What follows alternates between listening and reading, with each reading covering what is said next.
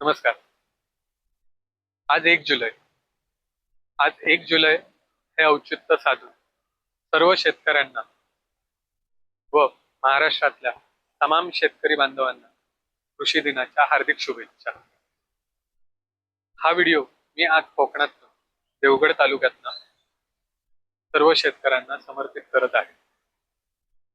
1 जुलै एक विशिष्ट असा दिवस आहे. तो शेतीचा पहिला दिवस म्हणजे फायनान्शियल इयर म्हणून ही त्याची ओळख आहे. आज सर्व शेतकरी महाराष्ट्रातले 1 जुलै पासून ते 31 जून पर्यंत हे एक फायनान्शियल बजेट मॅनेजमेंट करत असतात की येणाऱ्या पुढच्या वार्षिक वर्षामध्ये आपण कसं काय नियोजन करतो आणि शेवटच्या अंतिम टप्प्यातनं आपण कसं काय त्याचा आउटपुट काढतो. आज हा व्हिडिओ मी फक्त आंबा बागायती ह्या विषयासंदर्भातच करत आहे.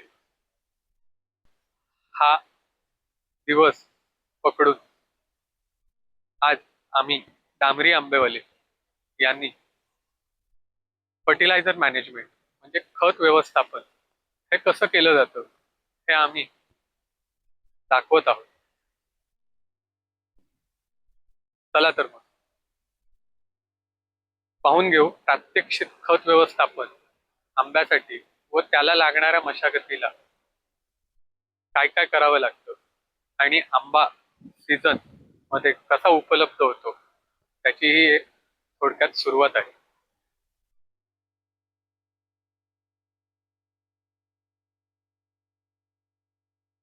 ही आमची बाग 1990 पासून आम्ही ह्या बागेची डेव्हलपमेंट चालू केली. आज रोजी ह्या कलमांचं वय हे 31 वर्षाचं आहे. ही कमर्शियल उत्पन्नाची बागायती शेती असून त्यात आमच्या वडिलांनी व आमच्या पूर्वजांपासून ह्या झाडांचं संगोपन केलेलं आहे. डांबरी आंबेवाले हे नाव उदयास येण्यास 1998 पासून आम्ही आमच्या वडिलांनी स्वतः आंबा पिकवून बाजारपेठेत आणला व हा क्रांतिकारी विचार असून त्यांनी त्याचं रोपटं हे 1995 साली कणकवली येथून स्थापन केलं आणि ते रुजवलं. आज रोजी तो प्रवास फार खडतर होता. हे करत असताना सर्व संकटांवरती मात करून व यशस्वीरित्या मार्ग काढून त्यांनी आज इथपर्यंत ह्या सगळ्या गोष्टींचं जतन केलं. कोकणातल्या भौगोलिक परिस्थितीत ना व मनुष्य टंचाई असतानाही व साधन सामुग्री नसतानाही नवीन नवीन अवगत टेक्नॉलॉजी अवगत करून त्यांनी हा व्यवसाय जिद्दीने आणि चिकाटीने उभा केला.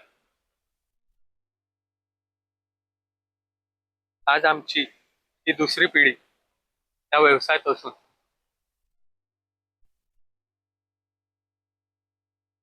त्याचं मार्केटिंग त्याचं व्यवस्थापन हे आज बघितलं जातंय व हे प्रात्यक्षिक अनुभवलं जातंय.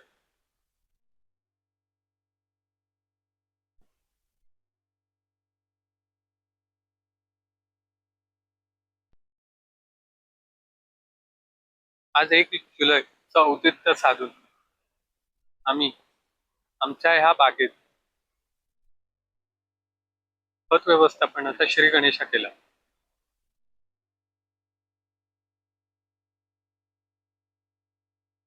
हे करत असताना ह्याच्या पाठीमागचा हेतू एवढाच आहे की आम्ही बागेत कशा प्रकारे बागेची काळजी घेऊन व कस्टमर पर्यंत, ग्राहकांपर्यंत आंबा कसा पोहोचवला जातो व त्याच्यासाठी काय काय केलं जातं हे एक छोटस माध्यम म्हणून हा एक व्हिडिओ करत असून ते सर्वांपर्यंत पोहोचावं.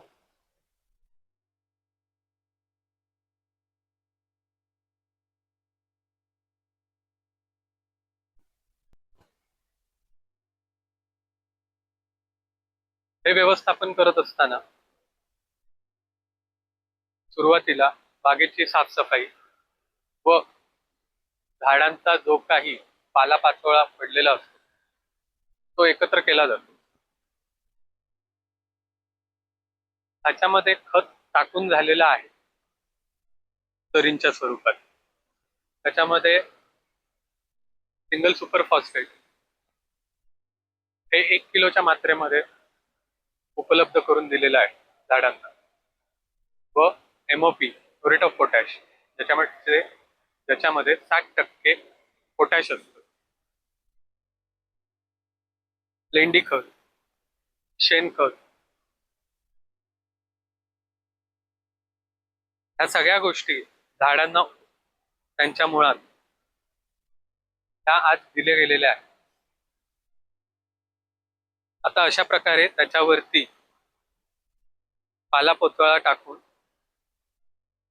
हे मल्चिंग म्हणून आम्ही त्या झाडांना एक हे केलेलं आहे की जेणेकरून त्याच्या मुळांना थंडावा व मातीच्या अभावामुळे कमी प्रमाणात असल्यामुळे योग्य पद्धतीने आम्ही तो जवळ करून त्याच्यावरती माती टाकली जाते.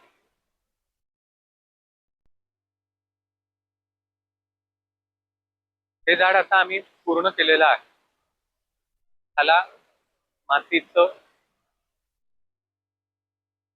मल्चिंग ह्या पद्धतीने करून की जेणेकरून आतमध्ये प्रोसेस व्हावी व पालापाचोळा कुजावा, त्याच्यामध्ये ऑक्सिजन आणि एरेशन हा चांगल्या पद्धतीने मातीमध्ये कलमांना मिळावं, त्या अशा पद्धतीने जे फायनल त्या पद्धतीने फर्टिलायझर ऍप्लिकेशन हे केलं जातं.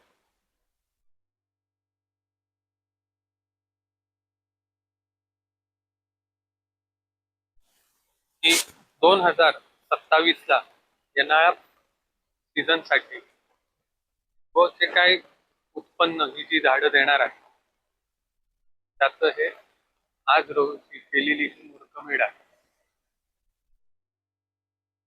बागेची साफसफाई